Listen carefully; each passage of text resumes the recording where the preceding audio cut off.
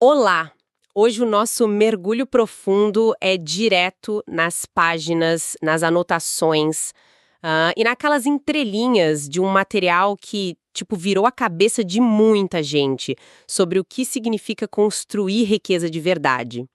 Vamos desbravar os conceitos daquele clássico sobre o pai rico e o pai pobre, e o que mais me deixa animada logo de cara, na primeira página dessas anotações, é o choque de realidades mesmo. Temos a história de uma criança crescendo no meio de duas visões de mundo totalmente opostas sobre o dinheiro, o trabalho e a vida. É um ponto de partida fascinante, né? Porque não se trata de uma teoria acadêmica distante. É uma vivência diária. De um lado, esse garoto tinha o pai biológico dele, um homem com uma bagagem acadêmica invejável, um PhD com passagens por universidades de elite tipo Stanford, Chicago, Northwestern. Ele era um funcionário público de alto escalão, ganhava muito bem, mas o material revela um detalhe meio trágico. Ele passou a vida inteira lutando com dívidas e, no fim das contas, deixou contas a pagar. Pois é, o contraste é brutal. Porque do outro lado, tinha o pai do melhor amigo dele, que assume essa figura do pai rico. Um homem que não chegou a terminar o equivalente ao ensino fundamental, mas que construiu um império do zero e se tornou a pessoa mais rica de todo o estado do Havaí, deixando um legado financeiro colossal. Exato. E o que mais chama atenção nesse início foi uma diferença de vocabulário que parece boba, mas que muda absolutamente tudo na prática. A frase do "não dá pra comprar". Essa mesma. Diante de qualquer desejo de consumo, tipo algo caro que a família não podia comprar, o pai altamente instruído soltava logo a frase: "Não dá para comprar isso. Não temos dinheiro. Ponto final." Assunto encerrado, né? A mente adormece. Já o pai rico proibia terminantemente essa frase dentro de casa. Ele obrigava as crianças a perguntarem o que eu posso fazer para conseguir comprar isso. É a primeira grande quebra de paradigma das anotações. O pai rico argumentava que a frase "não dá para comprar isso" faz o cérebro simplesmente desligar. A afirmação encerra o problema e isenta a pessoa de pensar. É quase como se fosse uma preguiça mental. Com certeza. Ao transformar a afirmação em uma pergunta, a mente é forçada a trabalhar. Ele via o cérebro humano como o computador mais poderoso do mundo. Deixar de usar para resolver um problema financeiro era desperdício puro. Ele não estava incentivando o consumismo desenfreado de sair comprando tudo, mas sim exercitando o músculo da inteligência financeira. E é aí que entra uma das histórias mais cômicas e reveladoras dessas anotações. Os dois garotos, com uns 9 anos de idade, levam essa ideia de fazer dinheiro ao pé da letra. Literalmente ao pé da letra. Sim, eles decidem que querem ficar ricos e montam um esquema na garagem. Saem pela vizinhança, batendo de porta em porta para recolher tubos de pasta de dente usados. Naquela época, os tubos eram feitos de chumbo. Eles pegam esses tubos, derretem tudo numa vasilha em cima de brasas de carvão. Uma verdadeira linha de produção clandestina. Exatamente. E começam a despejar o chumbo líquido em moldes de gesso feitos com caixas de leite. Quando o pai biológico chega em casa com um amigo, vê aquela fumaça, a poeira branca de gesso voando para todo lado e os meninos suados cunhando moedinhas de chumbo de 5 centavos. É uma cena que parece saída de um desenho animado. E o pai, com toda aquela formação ética e acadêmica dele, tem que sentar com duas crianças de 9 anos e explicar carinhosamente o conceito de falsificação de moeda. O negócio fechou no dia da inauguração por ser um crime federal. Mas o detalhe incrível é que o pai biológico não esmaga o espírito criativo deles.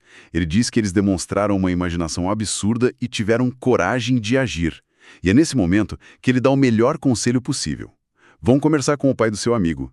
Ele sim sabe como o dinheiro funciona. E assim que começa o treinamento com o pai rico. Só que não foi numa sala de aula confortável, com lousa e giz. O pai rico coloca os meninos para trabalhar numa das lojinhas de conveniência dele. O trabalho era tirar a poeira das latas de comida nas prateleiras, aguentando o calor insuportável do Havaí por míseros 10 centavos a hora. Um valor irrisório, mesmo para a época. E o plano do pai rico funcionou perfeitamente. Porque depois de algumas semanas de trabalho braçal, o garoto estava no limite da frustração, pronto para exigir um aumento ou pedir demissão. E quando ele finalmente confronta o pai rico e reclama que está sendo explorado, o pai rico dá uma risada e diz que ele está suando exatamente como a maioria dos empregados dele. Aí o pai rico faz a proposta que muda tudo. Ele diz que os meninos podem continuar aprendendo, mas agora o salário seria de 0 centavos por hora. Teriam que trabalhar de graça. O que é uma loucura pensar nisso, né? Qualquer pessoa normal ia dar as costas e ir embora na hora.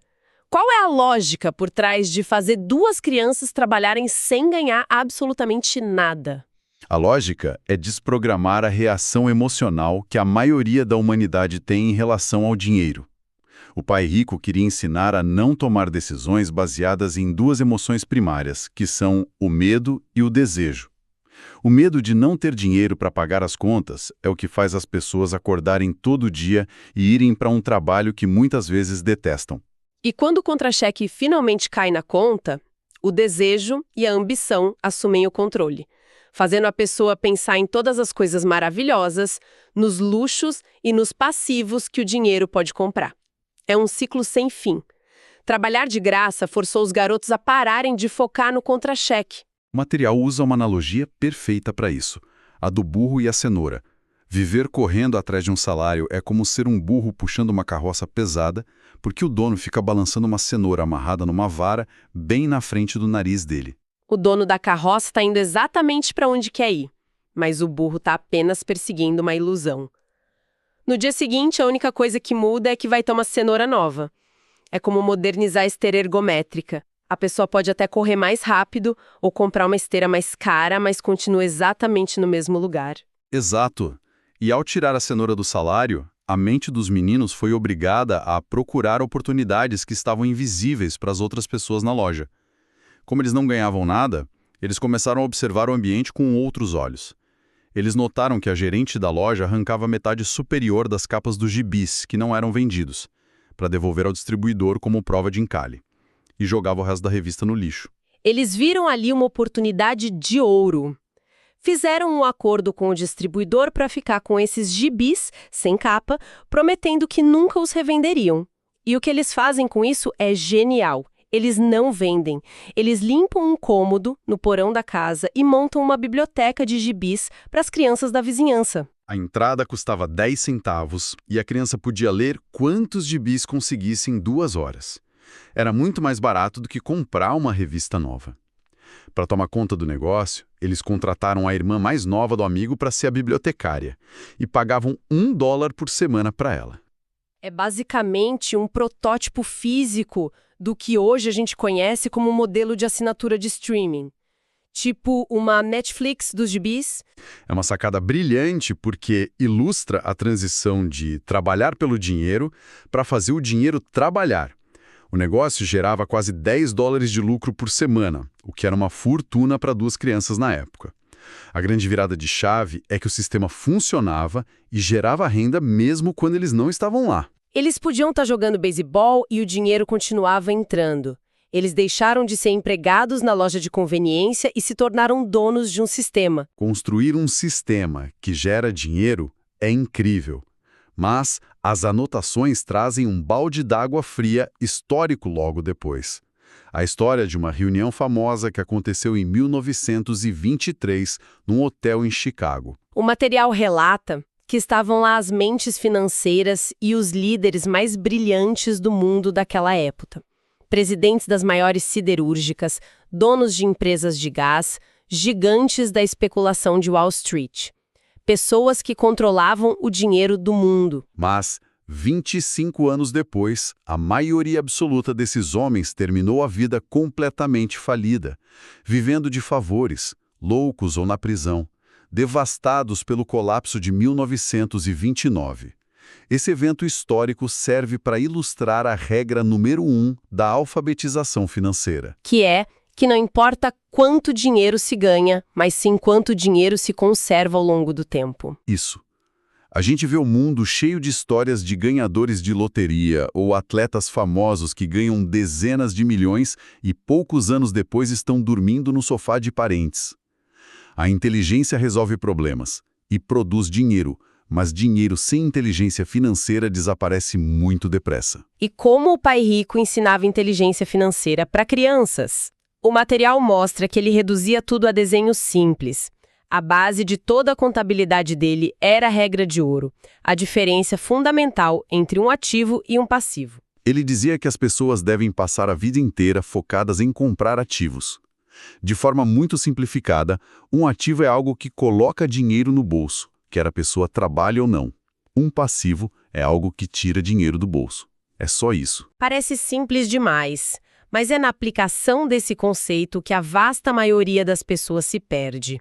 E é aqui que o material entra em um dos seus pontos mais polêmicos, o grande paradoxo da classe média e o mito da casa própria. O pai muito instruído afirmava categoricamente que a casa da família era o maior investimento e o maior ativo deles. E o pai rico dizia o oposto, né? Completamente oposto. Ele afirmava que a casa era um passivo enorme. E quando olhamos para a definição estrita de fluxo de caixa, o pai rico tem razão. Espera aí, a gente precisa debater isso, porque a vida inteira a gente ouve que o sonho máximo de qualquer pessoa, a maior prova de sucesso, é comprar uma casa enorme. Como o autor justifica chamar a casa de um passivo? A justificativa está nos números e no custo de oportunidade. Uma casa grande não coloca dinheiro no bolso, ela retira. Ela gera impostos sobre a propriedade todos os anos, exige manutenção constante, consertos, seguros e, na maioria dos casos, o pagamento de juros altíssimos de um financiamento que dura 30 anos. Sem contar o tal do custo de oportunidade. Todo aquele capital colossal que fica preso no tijolo e no cimento da casa é um dinheiro que não está sendo usado para comprar ativos reais que gerariam renda, como ações de boas empresas, títulos que pagam juros ou imóveis comerciais que geram aluguéis mensais. É um choque de realidade para muita gente que escuta isso. O material divide a sociedade de forma muito clara baseada nisso. Os pobres, financeiramente falando, só têm despesas básicas de subsistência, como aluguel e comida.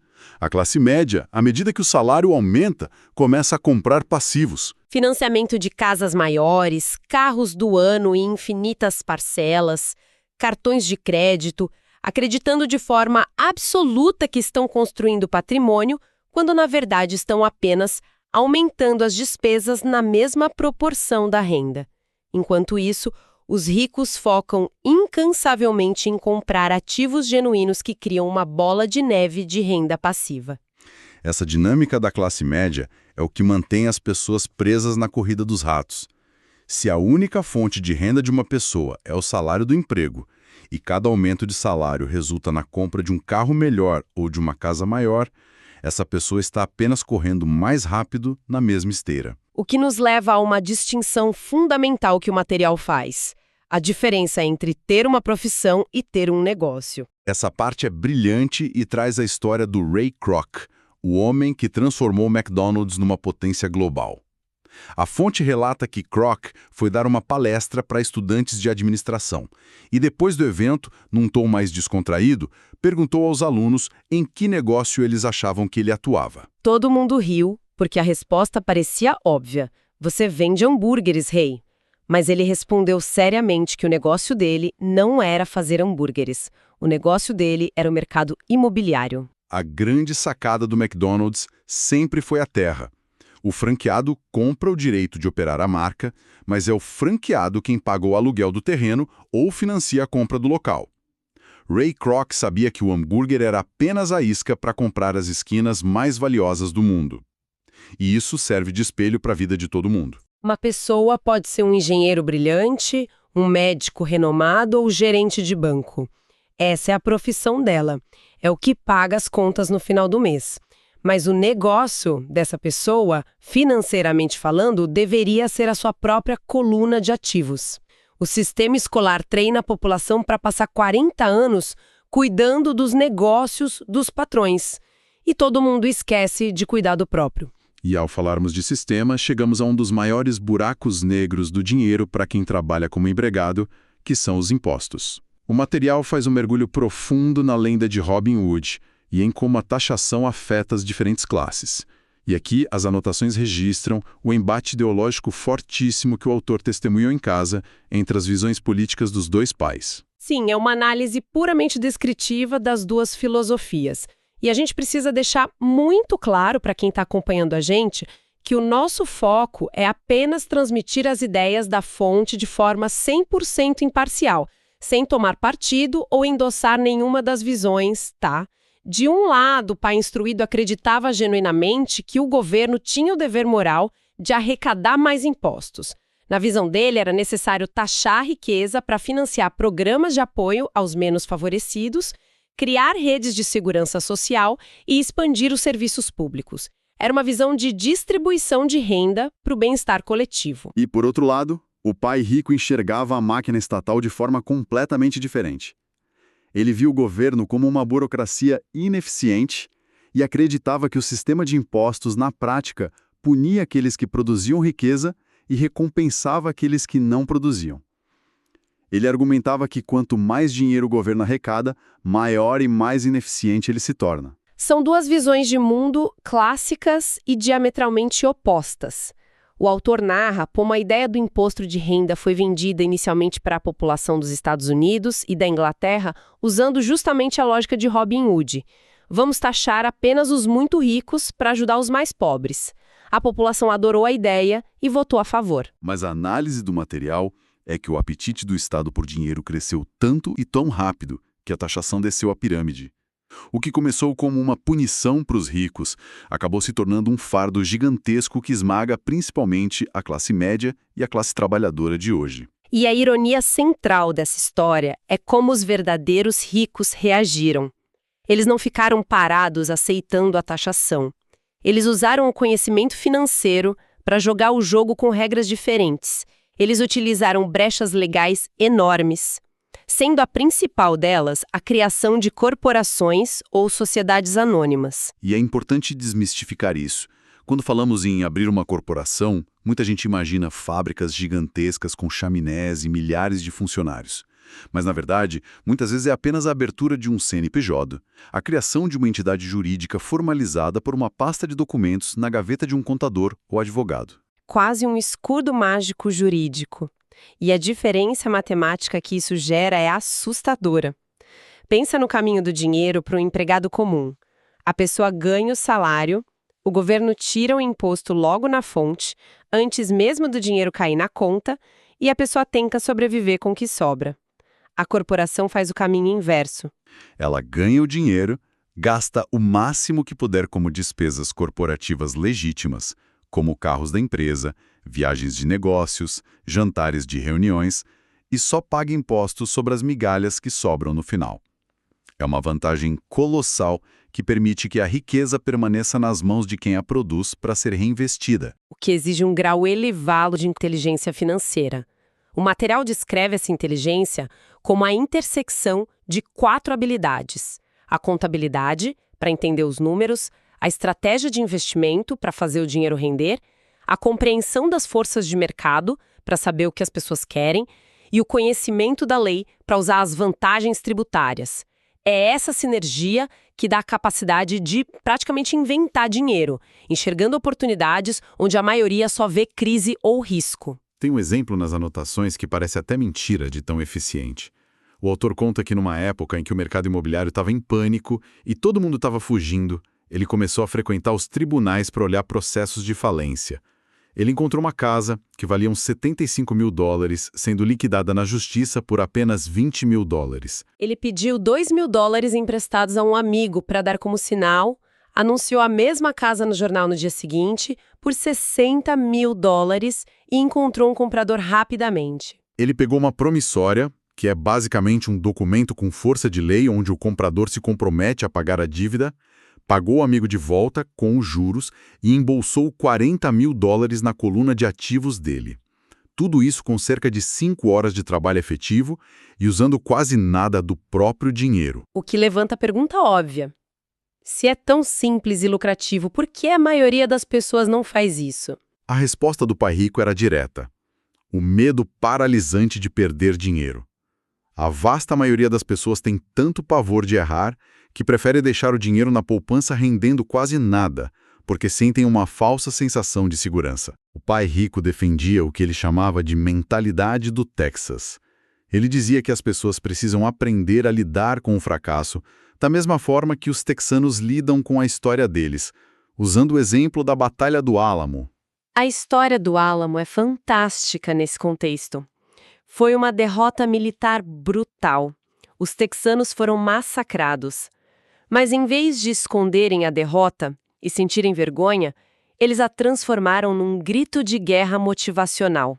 Lembre-se do Álamo. E, no fim das contas, transformaram o próprio local da derrota numa atração turística que rende milhões de dólares até hoje. A lógica é que os texanos se orgulham de ganhar e se gabam até quando perdem. O fracasso inspira os vencedores a tentarem de novo de forma mais inteligente, mas o fracasso derrota completamente os perdedores.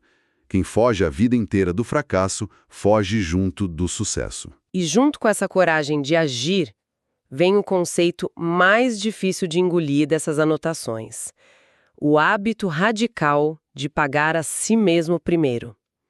O pai rico insistia que assim que o dinheiro entrava, a primeira fatia deveria ir direto para a coluna de ativos dele.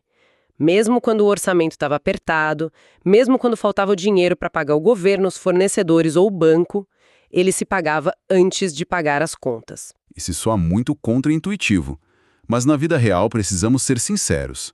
Se uma pessoa não paga o banco, o cartão de crédito ou os impostos, ela perde a casa, perde o carro, o nome vai parar no buraco e a vida vira um inferno com cobradores ligando o dia todo.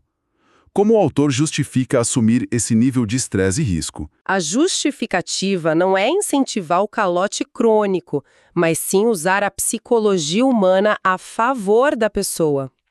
O raciocínio é que as pessoas comuns pagam todos os outros primeiro e dizem que vão investir o que sobrar no fim do mês, só que nunca sobra nada. Ao investir o dinheiro na própria coluna de ativos primeiro, cria-se um problema imediato e urgente, que é a falta de dinheiro para pagar os credores irritados. É exatamente essa pressão mental, o desconforto de ter cobradores no encalço, que obriga a pessoa a ser criativa. A pressão força o gênio financeiro a acordar. A pessoa é obrigada a pensar como pode criar uma nova fonte de renda rápida para pagar essas contas. É usar o medo das consequências como um motor de alta potência, para expandir a inteligência financeira, em vez de usar o medo para se encolher e continuar pobre. Uau! É transformar o desespero numa ferramenta de enriquecimento. Então, juntando todas essas peças e fechando o que exploramos hoje, qual é o grande veredito? Fica muito claro para quem está escutando a gente que as lições aqui não são esquemas mágicos de ficar milionário da noite para o dia. A mensagem central é sobre uma mudança profunda na forma de olhar para o próprio tempo e esforço. É um chamado para reavaliar para onde está indo o suor do trabalho diário.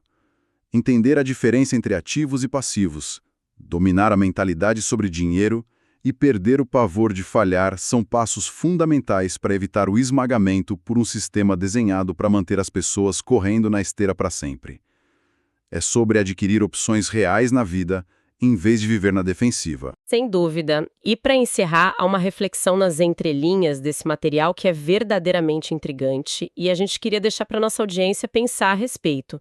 O autor pontua repetidamente que as escolas não ensinam sobre dinheiro porque elas foram moldadas durante a Revolução Industrial com um objetivo muito específico: criar bons empregados, operários obedientes e cidadãos que pagam impostos sem questionar. O sistema educacional não foi feito para criar donos de negócios ou investidores independentes, porque a engrenagem precisa de pessoas que valorizem a segurança do salário acima de tudo. Isso levanta uma questão quase filosófica. Imagine, como um exercício de pensamento, se a educação global sofresse uma revolução amanhã, e se de repente todas as crianças do mundo passassem a aprender sobre fluxo de caixa, ativos, impostos e inteligência financeira nas escolas. Se todas as pessoas simplesmente decidirem que não aceitam mais trocar seu tempo exclusivamente por um salário e começassem a focar na construção de patrimônio independente. Como a nossa sociedade global funcionaria, né? Exato. Como a economia se sustentaria se todo mundo, do gari ao médico, do atendente de loja ao engenheiro, decidisse ser dono de negócios e não apenas um empregado obediente. É um cenário que desafia as próprias fundações de como a civilização e a economia funcionam hoje. Uma reflexão espetacular para encerrar a nossa análise detalhada de hoje. Até o próximo mergulho.